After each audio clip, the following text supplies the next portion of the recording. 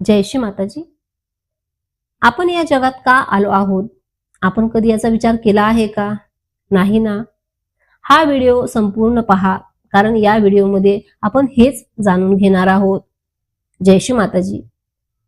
जेव्हा एखादे बाळ या जगात येते, तेव्हा आपण अगदी मोठ्या अभिमानाने म्हणतो की किती गोड बाळ आहे, हे जणू काही प्रभूचा अवतारच आहे. मग हे असं वाटण्याचं कारण नेमकं काय आहे? त्या बाळामध्ये असं विशेष काय असतं? त्या बाळामध्ये पवित्रता असते, निरागसता असते आणि निर्दोषता असते. आपणही सर्वजण हेच गुण घेऊन या जगात आलो आहोत. मग आपले ते गुण कोठे गेले आहेत हेच जाणून घेणार आहोत. आपल्याला संसाराचा रंग चढला आहे.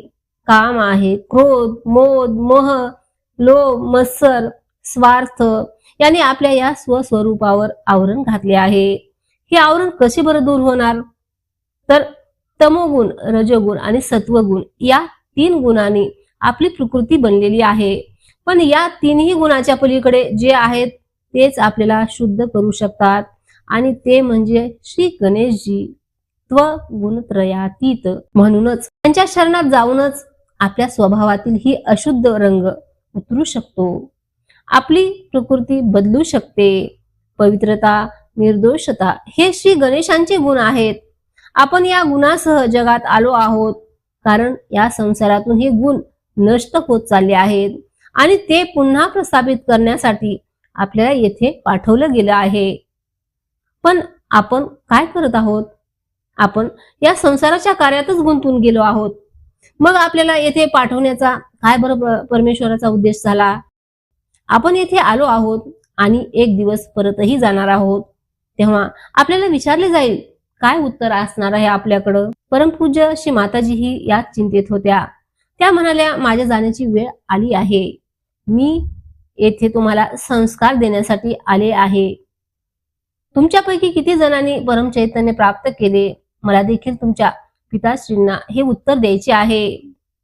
म्हणून आता आपल्याला जागृत हे व्हावेच लागणार आहे. आपण परमपूज्य श्री माताजींना जसे हवे आहे तसेच बनण्याचा आपण प्रयत्न केला पाहिजे. निर्विचारता प्रत्येक सहजयोगामध्ये का आवश्यक आहे? तर परमपूज्य श्री माताजी असंही म्हणाले आहेत की तुम्ही निर्विचार व्हावंच लागणार आहे, कारण विचार हा आपला मोठा शत्रू आहे. तो आपल्याला स्थिर कधी राहूच देत नाही, संतुलन कधी मिळूच देत नाही. विचार ही सूक्ष्म शक्ती आहे. मनात निर्माण होणारे विचार संपूर्ण ब्रह्मांडातच तरंग निर्माण करतात. म्हणूनच नकारात्मक विचार नकारात्मकतेला शक्ती देतात. तसंच प्रेम, विवेक, निस्वार्थता आणि आनंदमय विचार सकारात्मकतेला बळ देतात. म्हणून मन हे शुद्ध ठेवणे हे प्रत्येक सहजयोगाचं प्रमुख कर्तव्य आहे. विचाराचं विज्ञान काय आहे? मानव आपल्या विचारांनी स्वतःचे भाग्य घडवतो. सतत विचार केल्याने ऊर्जा खर्च होते. निर्विचार अवस्थेत ऊर्जा जतन होते. ही ऊर्जा आत्मशक्ती वाढवण्यासाठी उपयोगी पडते.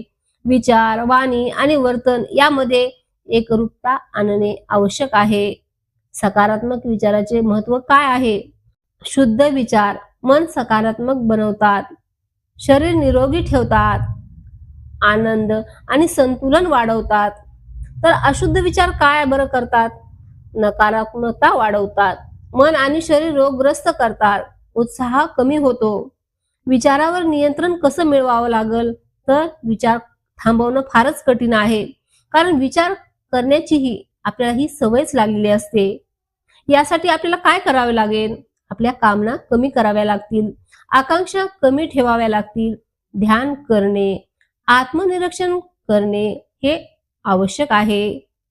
तर भगवद्गीतेचा संदेश असा आहे की मन हेच बंधन आणि मोक्षाचे कारण आहे. म्हणजेच विचारच बंधनाचे आणि मुक्तीचे कारण आहे. सहजयोग हा उत्तराचा मार्ग आहे. आपण या जगात का आलो आहोत याचे उत्तर सहजयोग ध्यानाद्वारे सहज मिळू शकते. कुंडलिनी जागृतीद्वारे आत्मसाक्षात्कार प्राप्त करून आपण निर्विचारता आणि परम चैतन्याचा अनुभव घेऊ शकतो. तर अधिक माहितीसाठी टोल फ्री नंबर आहे 1800 2700 800. या नंबरवर आपण संपर्क करू शकता. तर वेबसाईट आहे www.sehajyoga.org. इन वर संपर्क करा. तर यूट्यूब चॅनल आहे लर्निंग सहज योगा. प्रत्येक शनिवारी सायंकाळी 5 वाजता. जय श्री माताजी.